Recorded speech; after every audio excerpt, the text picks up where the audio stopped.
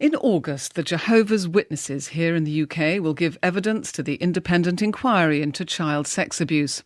They'll be given an opportunity to explain their policies, practices and procedures to ensure children are safe. Submissions will also be heard from survivors who are critical of the religion's handling of their abuse allegations. Their appearance comes as the Church is selling off substantial amounts of property and land that it owns and begins a significant restructuring of the organisation.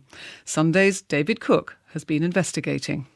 For £5.5 million, Tadworth Court is a high-quality purpose-built apartment block consisting of 11 flats spread over 3 floors.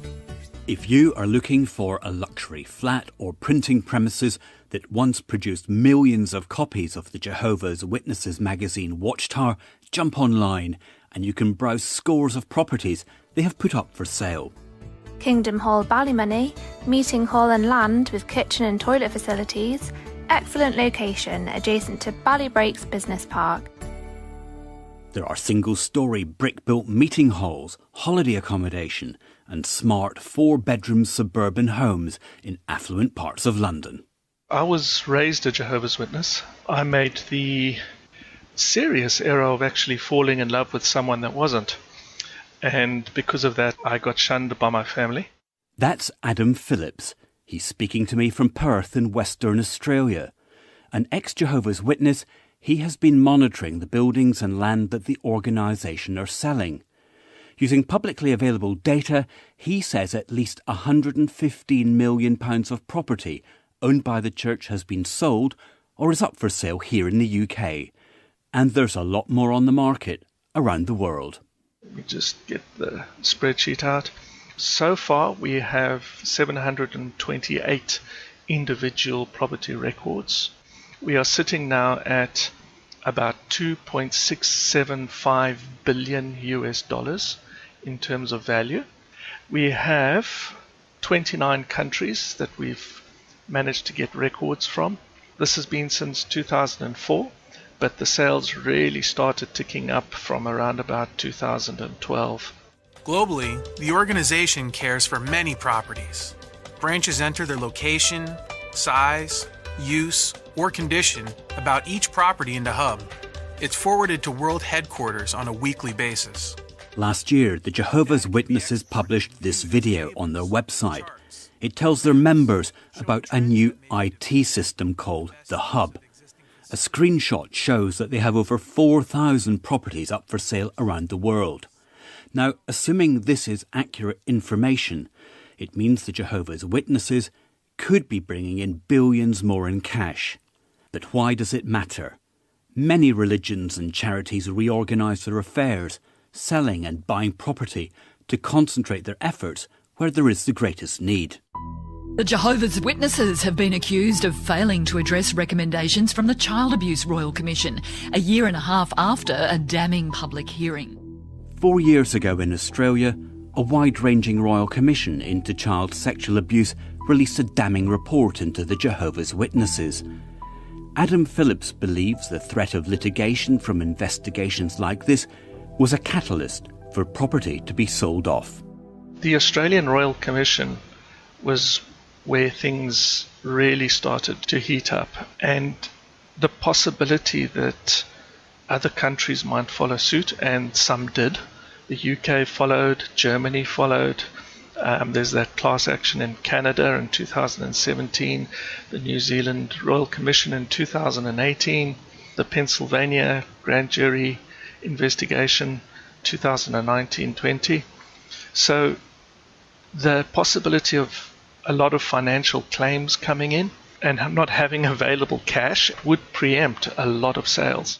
One person who gave evidence to the Royal Commission in Australia was Stephen Unthank. He claims that when he was 12 years old, he was sexually abused by a church elder. The Royal Commission subpoenaed all of the religion's child abuse documents, some 5,000 documents in total. They had a team of experts go through and analyse the documents, and their report showed that they had allegations of child abuse involving 1,006 alleged perpetrators, with a total of just over 1,800 children, and 0 of those allegations were reported to the police. Some of the abuse allegations reported to the Royal Commission go back to the 1950s. The Jehovah's Witnesses say they will now report any such claims to the authorities. After the Commission's final report was released, the Australian government launched a national redress scheme to compensate survivors. Many churches, schools and sports clubs agreed to join ahead of the deadline at the end of June this year. But late last month, this Australian television programme dropped a bombshell. Well, June 30 is the federal government's deadline for institutions to join the National Redress Scheme proposed by the Royal Commission into Child Sexual Abuse. It allows survivors to seek an apology and compensation without going through the courts. Tonight, we can reveal that the scheme has suffered a major rejection from the Jehovah's Witnesses, whose church was heavily criticised in the Commission. This decision means claimants like Stephen Unthank will have to pursue damages through other routes.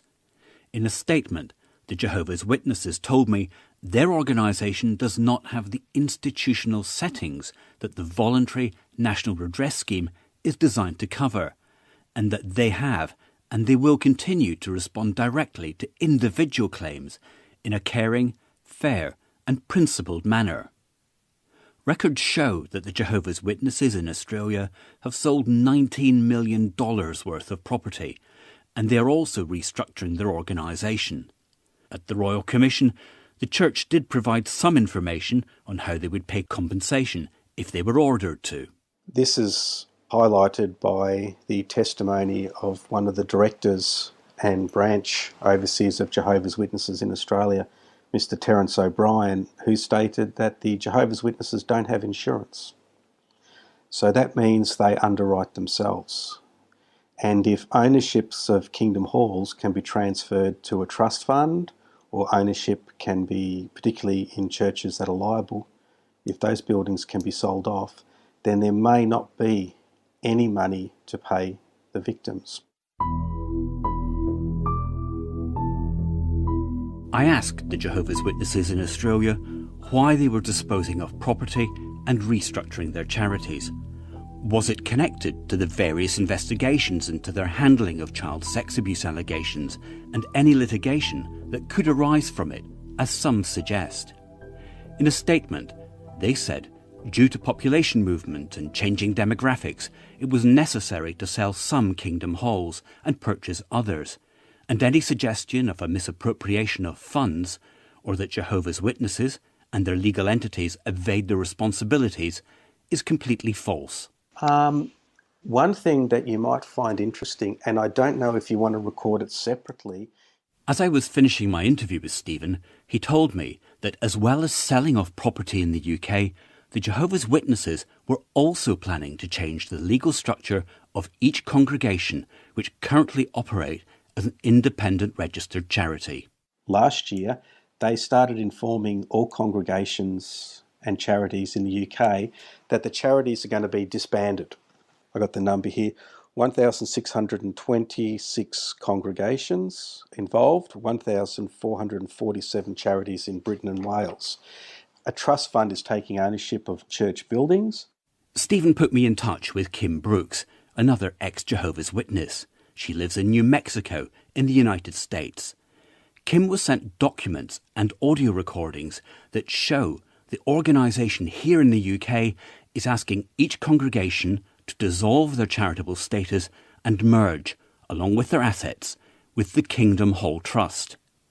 This is a recording of one congregation in England holding the vote to merge last month. We, the members of the charity, at this meeting of the charity duly convened, hereby resolve to merge the charity with the Kingdom Hall Trust, and thereafter transfer all assets of the charity to the Kingdom Hall Trust. In that letter, it says all your assets, including the Kingdom Hall and any property they own. You still have to clean and maintain the Kingdom Hall, and you still have to send us that monthly donation, but you don't own anything. And I have talked to an elder or two that are very unhappy about this because the elders, who are the trustees now of a congregation, are losing control. They have no control now over any of that. Kim Brooks. There is no suggestion that the Jehovah's Witnesses are doing anything illegal. In a letter to congregations, the UK Kingdom Hall Trust said that the Charity Commission itself highlights the administrative advantages of merging charities. They said that reorganising will reduce the work elders have to do each year and allow them to focus on preaching and disciple-making work. The Jehovah's Witnesses told me that the Charity Commission know of their plans, and a spokesperson for the Commission confirmed that they will ensure the mergers proceed lawfully. I was a Jehovah's Witness for around 50 years. I was an elder in the congregation as well. Sadly, my daughter was a victim of child abuse. I've become quite outspoken about this particular problem. John Viney lives in Barry in South Wales. His family have experienced the trauma of dealing with allegations of child sex abuse within the church. After John's daughter was abused by an elder, he decided to leave the religion. 6 years ago, his daughter's abuser was jailed for 14 years after he was convicted of 8 historic sex charges against 4 women. One recently took Watchtower, the UK Jehovah's Witnesses head organisation, to the High Court, and in an important judgment, they were found to be vicariously liable for her sexual assault. John Viney was in court. In the recent case in January of BXB versus Watchtower, BXB was awarded £62,000 because she was raped by a Jehovah's Witness elder.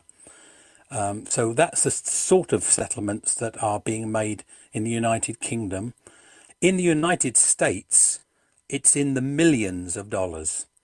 Much of the awards there has been well documented. Sadly, in the United Kingdom, the awards are much, much smaller. However, that will also still amount to a lot of money that the United Kingdom branch would have to find.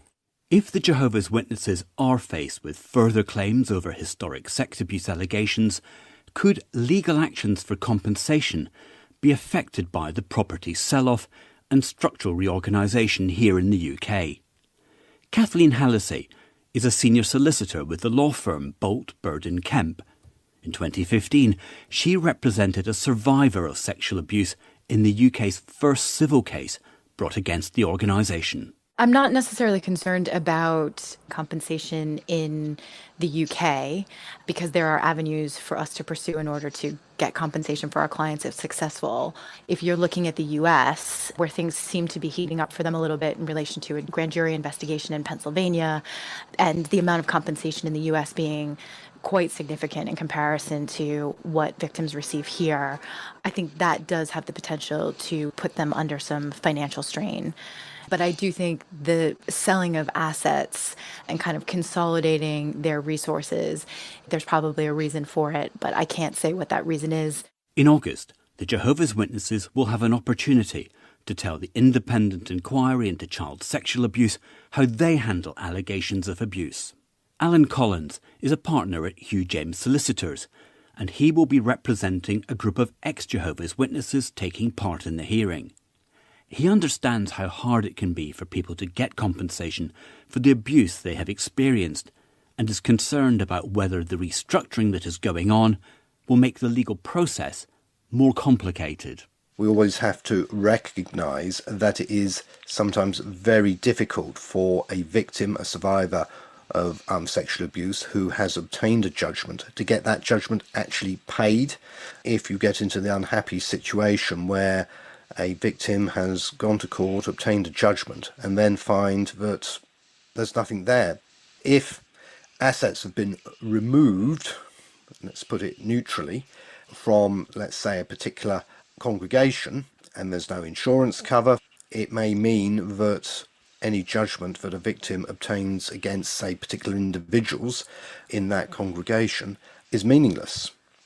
It's worthless, because there's just nothing there. Are you concerned then about what is going on? Yes, we have to be mindful of the fact that if assets are moved, if the structures are changed, it can make it very difficult for victims of sexual abuse to hold to account those responsible.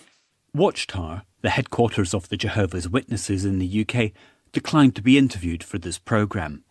In a statement, they said the structure of their charities has no bearing on their willingness to respond to individual claims of institutional abuse in a caring, fair and principled manner.